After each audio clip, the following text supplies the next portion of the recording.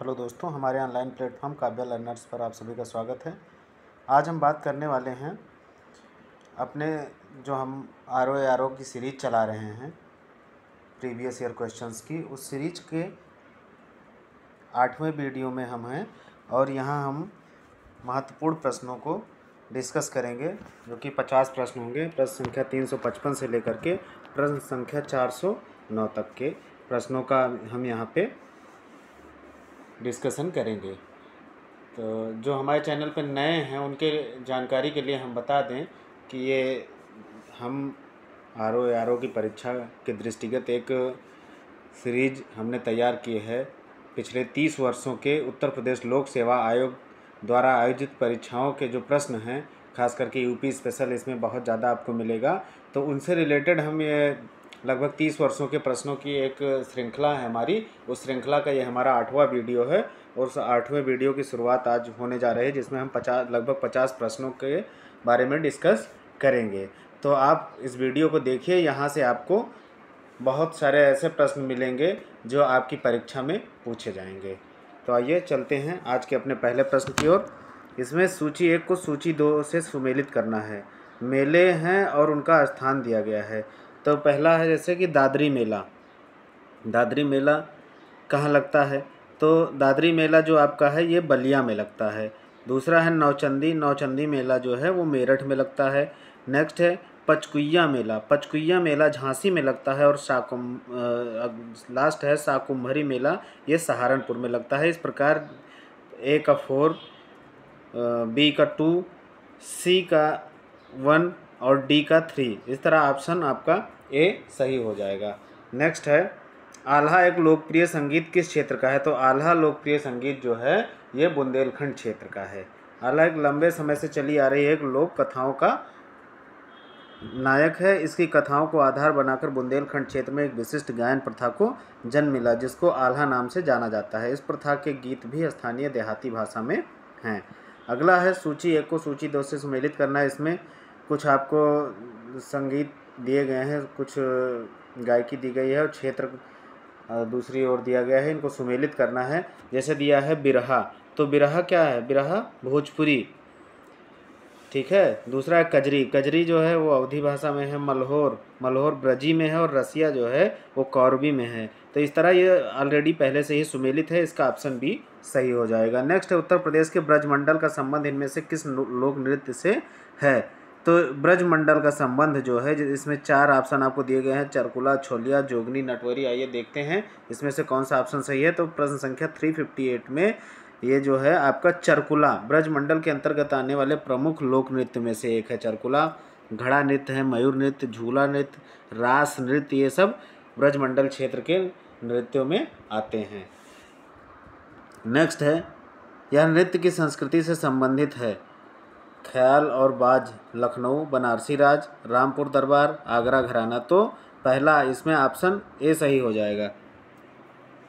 वैसे अगर देखा जाए तो इन विकल्पों में कोई प्रत्यक्ष रूप से नृत्य संस्कृति से संबंधित नहीं है, सभी गायन से संबंधित जितने ऑप्शन दिए गए हैं। हालांकि अवध के नवाब वाजिद अली शाह ने कथक नृत्य को प्रश्रय दिया। इस नृत्य का मुख्य केंद्र लखनऊ है, ठीक है। तो कथक नृत्य को प्रश्रय देने की वजह से और उसका सेंटर लखनऊ होने की वजह से ऑप्शन ए कुछ हद तक यहाँ पे आपका सही हो सकता है। अदरवाइज ये सारा गायकी से संबंधित है। इन चारों ऑप्शनों में से कोई भी नृत्य से संबंधित नहीं है। नेक्स्ट है लोक नृत्य राहुला का संबंध यूपी के निम्न में से किस क्षेत्र से है? तो राहुला का संबंध जो है, राहुला का संबंध आपके बुंदेलखंड क्षेत्र से है। लोकनाट्य राहुला का संबंध उत्तर प्रदेश के बुंदेलखंड क्षेत्र से है। हंसने हंसाने की इस शैली में शिक्षाप्रद लोक कथनों, कहावतों, शिक्षाओं का मंचन किया जाता है। नेक्स्ट है निम्नलिखित लोक नृत्यों में से कौन उत्तर प्रदेश में बुंदेलखंड क्षेत्र का लोक नृत्य नहीं है? तो इसमें ऑप्शन बी डांडिया नृत्य जो है ये बुंदेलखंड क्षेत्र का नहीं है, क्योंकि आप जानते हैं डांडिया नवरात्र के दिनों में गुजरात में ये खेला जाता है और ये गुजरात का प्रमुख लोक नृत्य भी है। जबकि जो है रवाला, बढ़ैया, राई नृत्य, ये सब बुंदेलखंड क्षेत्र का है। नेक्स्ट है उत्तर प्रदेश का मुख्य लोक नृत्य है। तो उत्तर प्रदेश के ये सब जितने धोबिया, सायरा, राई, ये सब उत्तर प्रदेश के लोक नृत्य हैं। नेक्स्ट है कार्तिक एक लोक नृत्य है। तो कार्तिक लोक नृत्य जो है ये बुंदेलखंड क्षेत्र का एक लोक नृत्य है। नेक्स्ट है, निम्नलिखित शास्त्रीय नृत्य प्रारूपों में से कौन सा उत्तर प्रदेश से संबंधित है। तो शास्त्रीय नृत्य जो है हमने आपको इससे पहले वाले वीडियो में बताया भी था। तो कथक नृत्य जो है ये उत्तर भारत खास करके उत्तर प्रदेश से संबंधित है। नेक्स्ट है, उत्तर प्रदेश की विशिष्ट नृत्य शैली है। तो वही प्रश्न है लगभग, तो ये कथक हो जाएगा ऑप्शन ए। नेक्स्ट है, निम्नलिखित में से कौन एक उत्तर प्रदेश का लोकगीत नहीं है। डोला मारू, बिरहा, रसिया और कजरी। तो इसमें डोला मारू जो है, डोला मारू ये उत्तर प्रदेश का लोकगीत नहीं है, बाकी सब उत्तर प्रदेश से हैं। नेक्स्ट है, ढोला गीत लोकप्रिय है। तो ढोला गीत जो है ये आगरा और मेरठ में सबसे ज़्यादा लोकप्रिय है। नेक्स्ट है, काम्पिल मेला निम्नलिखित में से किस धर्म से संबंधित है। तो ये काम्पिल मेला जो है ये जैन धर्म से संबंधित है और ये उत्तर प्रदेश में आयोजित जैन समुदाय से संबंधित मेला है, जो उत्तर प्रदेश के फर्रुखाबाद जिले के काम्पिल नामक स्थान पर प्रतिवर्ष आयोजित किया जाता है। काम्पिल हिंदू तथा जैन धर्म से संबंधित प्रसिद्ध तीर्थ स्थान भी है। नेक्स्ट है, अगला क्वेश्चन है क्वेश्चन नंबर 369। उत्तर प्रदेश में जैन एवं बौद्ध दोनों का प्रसिद्ध तीर्थ है। तो ये दोनों का प्रसिद्ध तीर्थ जो है ये कौशाम्बी है और ये क्वेश्चन कई बार पूछा जा चुका है, तो ये आपके लिए महत्वपूर्ण भी है। तो कौशाम्बी जो है जैनियों और बौद्धों दोनों का प्रसिद्ध तीर्थ स्थल है। नेक्स्ट है, चुनारगढ़ में अनूप वेदिका है जिनकी वे हैं। तो ये जो है भर्तृहरि, ये जो अनूप वेदिका है ये भर्तृहरि की है। चुनार जो है ये मिर्ज़ापुर में स्थित है, यहाँ अनूप वेदिका है जो भर्तृहरि से संबंधित है। पास ही बल्लभ संप्रदाय का कूप मंदिर है जहाँ विट्ठलनाथ जी की गद्दी है। नेक्स्ट है, किस्सा राधा कन्हैया के लेखक कौन हैं। तो इसके लेखक जो हैं वो नवाब वाजिद अली शाह हैं। तो इसका ऑप्शन बी सही हो जाएगा। ये किस्सा राधा कन्हैया के लेखक नवाब वाजिद अली शाह हैं। अवध के नवाब थे ये। इनको ठुमरी संगीत विधा के जन्मदाता के रूप में भी जाना जाता है। इन्होंने रहस रास और किस्सा राधा कन्हैया जैसे प्रदर्शनों द्वारा हिंदी रंगमंच को प्रथम प्रश्रय प्रदान किया है। उल्लेखनीय है कि वाजिद अली शाह स्वयं इन नाटकों में अभिनय भी करते थे। नेक्स्ट है, लेखकों के नाम दिए गए हैं और उनके उपनाम यहाँ पे बताए गए हैं सूची 2 में। तो इनको आपको सुमेलित करना है, देखना है। जैसे सूर्यकांत त्रिपाठी निराला, तो ये इनका नाम ही है सूर्यकांत त्रिपाठी निराला, तो इनका उपनाम जो है निराला है। तो ए का हो जाएगा 3 रघुपत सहाय। रघुपत सहाय को जो है ये फिराक गोरखपुरी को रघुपत सहाय उनका नाम था रघुपत सहाय और इनका उपनाम था फिराक गोरखपुरी। अगला है वैद्यनाथ मिश्र। वैद्यनाथ मिश्र संबंधित है, इनका उपनाम जो है नागार्जुन था। अगला है धनपत राय श्रीवास्तव। मुंशी प्रेमचंद का जो नाम था वो धनपत राय श्रीवास्तव था, लेकिन ये अपने उपनाम मुंशी प्रेमचंद से ही बहुत ज़्यादा फेमस हुए। तो इस तरह से इसका ऑप्शन जो है आपका सी सही हो जाएगा। ए का 3, बी का 4, सी का 2 और डी का 1। 3, 4, 2, 1। तो ऑप्शन सी सही हो जाएगा। नेक्स्ट है, अति लोकप्रिय धार्मिक पत्रिका कल्याण प्रकाशित होती है। तो कल्याण जो है ये गोरखपुर से प्रकाशित होती है। अभी हाल ही में गांधी शांति पुरस्कार भी गीता प्रेस गोरखपुर को मिला है। ठीक है, तो ये कल्याण जो है धार्मिक पत्रिका का प्रकाशन गीता प्रेस गोरखपुर द्वारा किया जाता है। प्रसिद्ध चिंतक एवं धर्मवेत्ता श्री हनुमान प्रसाद पोद्दार पत्रिका के संपादक रहे थे। नेक्स्ट है, सूची 1 को 2 से सुमेलित करना है। इसमें दिया गया है मुंशी इंसा अल्लाह खान। तो मुंशी इंसा अल्लाह खान जो है ये उदयभान चरित्र से संबंधित हैं। नेक्स्ट है, बाबू देवकी नंदन खत्री। तो ये काजर की कोठरी और चंद्रकांता इनकी प्रसिद्ध रचना है। नेक्स्ट है, पंडित प्रताप नारायण मिश्र हठी हमीर इनकी प्रसिद्ध रचना है। और जयशंकर प्रसाद की प्रसिद्ध रचना है कंकाल, कामायनी, तितली और इरावती। नेक्स्ट है, जनजातियों से रिलेटेड क्वेश्चन है। निम्नलिखित में से कौन सी जनजाति उत्तर प्रदेश और उत्तराखंड से संबंधित है। तो ये जनजाति है थारू। और ये थारू जनजाति जो है उत्तर प्रदेश में लखीमपुर खीरी जिले में ये बहुतायत मात्रा में पाई जाती हैं। लगभग 53 गांव हैं इनके और ये 50,000 से ऊपर इनकी संख्या है वहाँ पे। तो थारू जनजाति का एक बहुत बड़ा क्षेत्र जो है नेपाल का तराई बेल्ट है आपका लखीमपुर खेरी क्षेत्र का, यहाँ पे ये पाई जाती हैं और उत्तराखंड में भी इस जनजाति के लोग बहुतायत मात्रा में निवास करते हैं। नेक्स्ट है, निम्नलिखित में से कौन सी अनुसूचित जनजाति उत्तर प्रदेश के वाराणसी जिले में नहीं पाई जाती है। आपको यहाँ पे क्वेश्चन में ये चीज़ें ज़रूर देखनी है कि कहीं कहीं बीच में नहीं लगा देता है, जो हम कंसीडर नहीं कर पाते हैं और प्रश्न को गलत कर देते हैं, तो ये हमें ध्यान देना होगा। तो इसमें वाराणसी में कौन सी जनजाति नहीं पाई जाती है, तो सहरिया जो है ये वाराणसी में नहीं पाई जाती है। बाकी चेरो, गोंड, खरवार ये सारी जनजातियाँ वाराणसी में पाई जाती हैं, जबकि सहरिया जनजाति जो है ये ललितपुर ज़िले में पाई जाती है। नेक्स्ट है, अगरिया, बेगा तथा भुइया अनुसूचित जनजातियाँ उत्तर प्रदेश के निम्नलिखित जिलों में से किसमें मुख्यतः निवास करती हैं, तो ये जो है ये सोनभद्र में निवास करती हैं। अगरिया, बैगा, भुइया, पठारी, परहिया, भूनिया ये सब जनजातियाँ सोनभद्र में पाई जाती हैं, जबकि सहरिया जनजाति ललितपुर में, खरवार जनजाति देवरिया में, बलिया, गाजीपुर तथा पंखा व पनिका जनजाति सोनभद्र, मिर्ज़ापुर में पाई जाती है।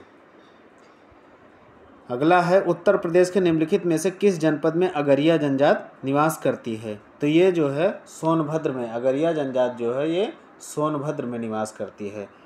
नेक्स्ट है, उत्तर प्रदेश और उत्तराखंड राज्यों के निम्नलिखित जनजातियों में से किसमें युवागृह प्रथा प्रचलित है, तो ये जो प्रचलित है ये भोटिया संप्रदाय में, भोटिया जनजातियों में ये युवागृह प्रथा जो है ये प्रचलित है।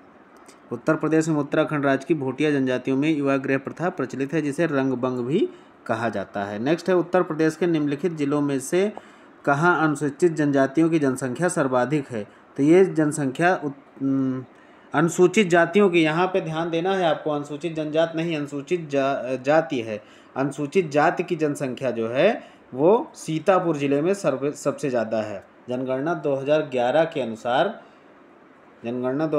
अनुसार अनुसूचित जातियों की सर्वाधिक संख्या वाले उत्तर प्रदेश के 3 जिले क्रमशः सीतापुर, प्रयागराज तथा हरदोई हैं, जबकि अनुसूचित जाति की प्रतिशतता के अनुसार शेष 3 जिले जो हैं कौशाम्बी, सीतापुर तथा हरदोई हैं।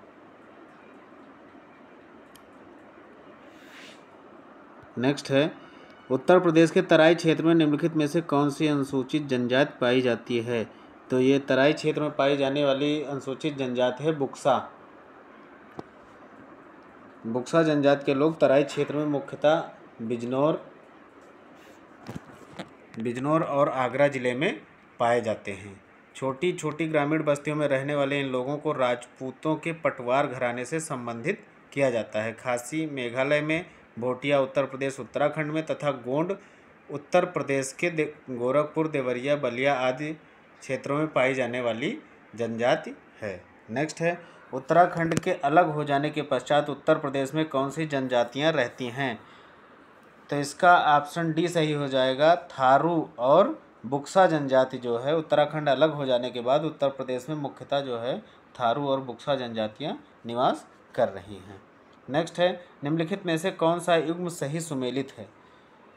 अब यहाँ जनजातियाँ दी गई हैं और ज़िले बताए गए हैं, तो उसमें आपको सुमेलित करना है। जैसे भोटिया जो है ये गढ़वाल, उस समय गढ़वाल क्षेत्र जो उत्तराखंड का क्षेत्र है गढ़वाल, वहाँ पे पाई जाती है। बुक्सा बिजनौर में पाई जाती है। थारू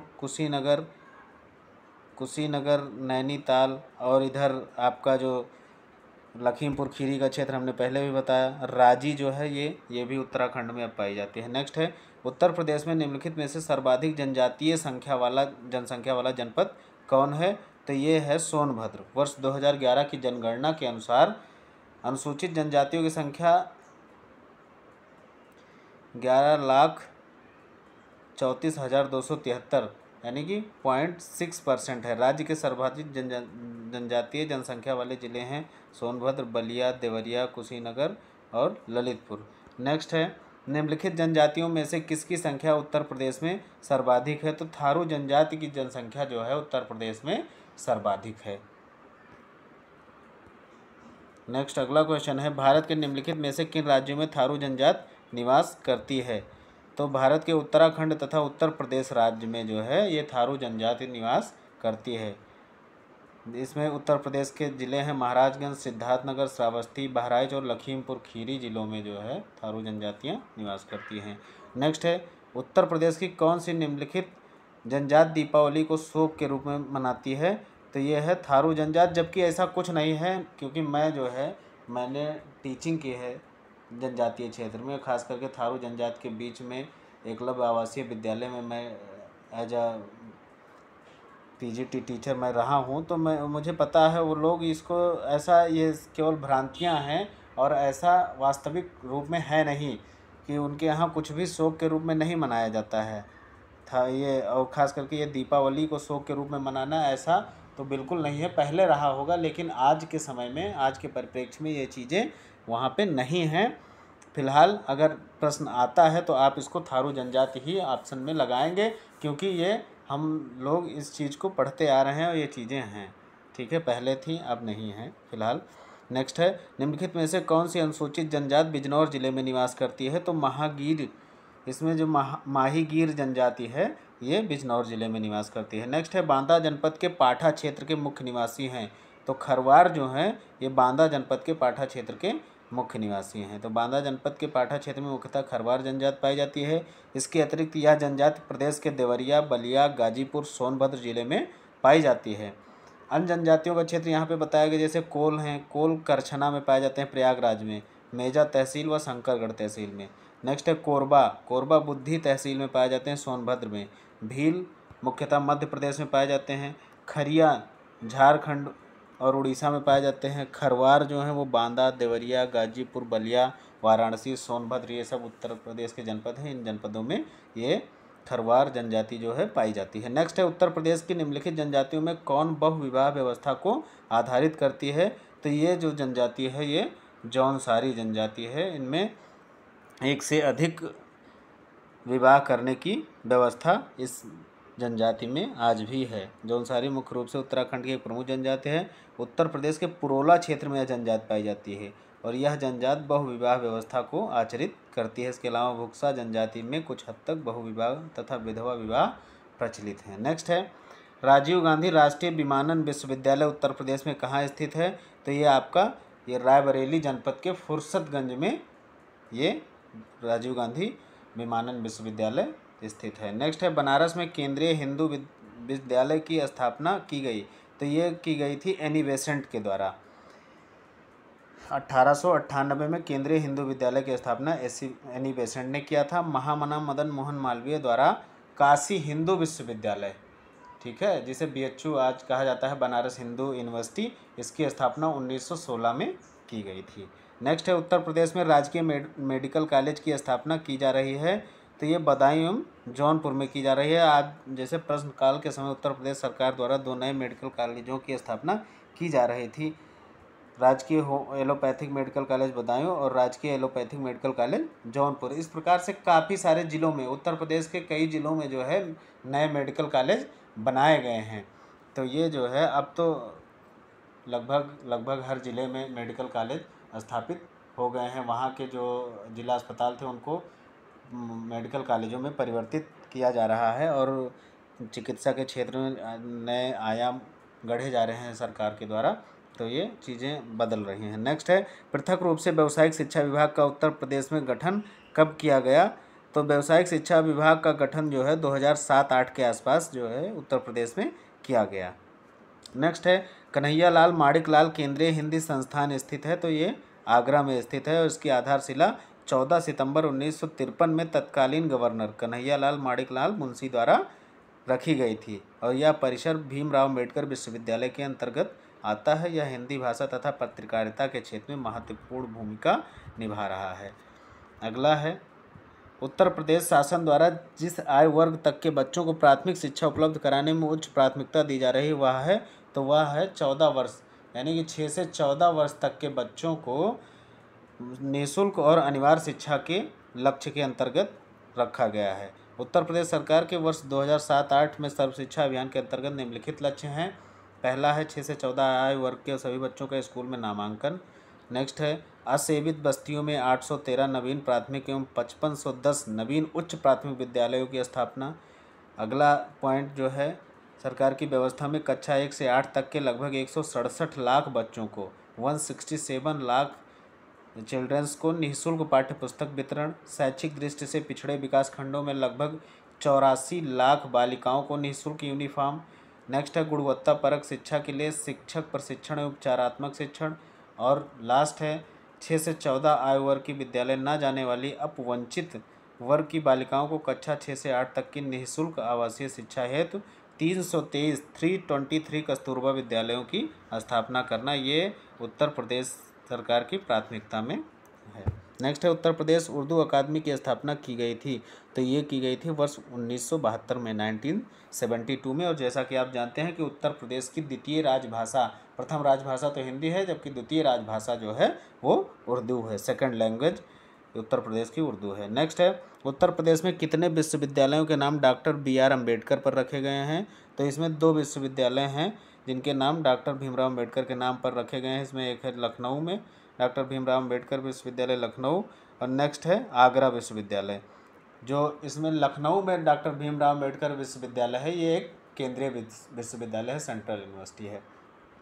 जबकि आगरा वाला, आगरा का जो डॉक्टर भीमराव अम्बेडकर विश्वविद्यालय आगरा है, ये राजकीय विश्वविद्यालय है। नेक्स्ट है निम्न में से कौन राज्य विश्वविद्यालय हैं, तो इसमें ऊपर जो दिया गया है 3 ऑप्शन A, B, C, ये तीनों केंद्रीय विश्वविद्यालय हैं। काशी हिंदू विश्वविद्यालय वाराणसी, इलाहाबाद विश्वविद्यालय प्रयागराज और डॉक्टर भीमराव अम्बेडकर विश्वविद्यालय लखनऊ, ये तीनों केंद्रीय विश्वविद्यालय हैं। जबकि डॉक्टर राम मनोहर लोहिया राष्ट्रीय विधि विश्वविद्यालय लखनऊ, ये जो है ये राजकीय विश्वविद्यालय है। अगला क्वेश्चन है क्वेश्चन नंबर 400। उत्तर प्रदेश का एकमात्र मुक्त विश्वविद्यालय किस नाम से जाना जाता है, तो ये राजश्री पुरुषोत्तम दास टंडन मुक्त विश्वविद्यालय, जो कि प्रयागराज इलाहाबाद में स्थित है। जो पहले का इलाहाबाद आज का प्रयागराज है। इसकी स्थापना जो है 1999 में की गई। नेक्स्ट है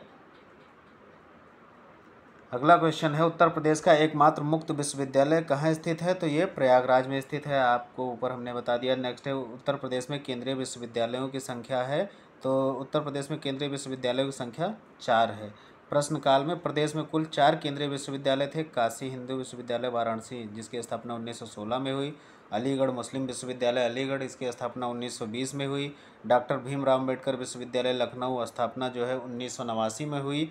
और इलाहाबाद विश्वविद्यालय, जिसकी स्थापना 1887 में हुई। जब प्रश्न पूछा गया था तब 4 केंद्रीय विश्वविद्यालय थे। वर्तमान में 6 केंद्रीय विश्वविद्यालय स्थित हैं।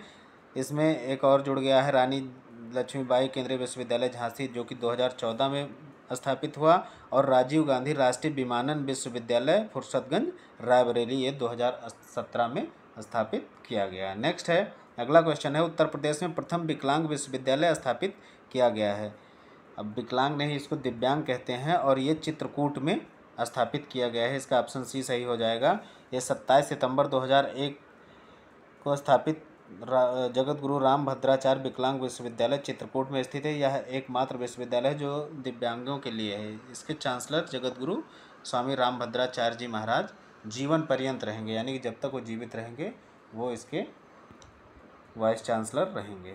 नेक्स्ट है doctor Ambedkar institute of technology for handicapped कहाँ स्थित है, तो ये स्थित है आपका कानपुर में। इसकी स्थापना 1997 में की गई थी। और इसकी सबसे रोचक बात यह है कि आपको इसे ज़रूर याद रखना है, क्योंकि इसकी स्थापना विश्व बैंक की सहायता से की गई थी। नेक्स्ट है उत्तर प्रदेश में सबसे पुराना विश्वविद्यालय है, तो सबसे पुराना विश्वविद्यालय है इलाहाबाद विश्वविद्यालय, जिसकी स्थापना 1887 में प्रयागराज में की गई थी। तो ये सबसे पुराना विश्वविद्यालय है और केंद्रीय विश्वविद्यालय भी है। नेक्स्ट है सरदार वल्लभ भाई पटेल कृषि विश्वविद्यालय कहाँ स्थित है, तो ये आपका मेरठ जनपद में स्थित है। इसकी स्थापना सन 2000 में की गई थी। नेक्स्ट है भारतवर्ष में प्रथम कृषि विश्वविद्यालय की स्थापना कहाँ की गई थी, तो ये की गई थी पंतनगर में, गोविंद वल्लभ पंत कृषि विश्वविद्यालय। इसकी स्थापना 1960 में हुई थी। हालांकि अब ये उत्तराखंड राज्य का हिस्सा है ये विश्वविद्यालय। नेक्स्ट है और जो यूपी में अब के समय का पूछा जाए तो चंद्रशेखर आज़ाद कृषि विश्वविद्यालय जो कानपुर में है, ये 1975 में स्थापित हुआ। नेक्स्ट है उत्तर प्रदेश में किस कृषि विश्वविद्यालयों की संख्या है, तो ये कुल संख्या जो है वो 5 है। एक आपका कानपुर में है चंद्रशेखर आज़ाद कृषि विश्वविद्यालय, एक अयोध्या जनपद में है नरेंद्र देव कृषि विश्वविद्यालय कुमारगंज अयोध्या। नेक्स्ट है तीसरा सैम हिंगिनबॉटम कृषि विश्वविद्यालय प्रयागराज। फोर्थ है सरदार वल्लभ भाई पटेल कृषि विश्वविद्यालय मेरठ। और पांचवा है बांदा कृषि एवं प्रौद्योगिकी विश्वविद्यालय बांदा जनपद में जो कि स्थित है। तो ऐसे कुल मिला के 5 एग्रीकल्चर यूनिवर्सिटीज़ हैं यूपी के अंदर। नेक्स्ट है उत्तर प्रदेश में केंद्रीय कृषि विश्वविद्यालय की स्थापना हो रही है, तो ये कहाँ हो रही है, ये झांसी में हो रही है। इस तरह ये आपके आज के 50 क्वेश्चन, और मिलते हैं ऐसे ही और रोचक वीडियो के साथ अगली अपने प्रश्नों की जो श्रृंखला चल रही है, इस श्रृंखला के अगले वीडियो में। तब तक के लिए नमस्कार, जय हिंद।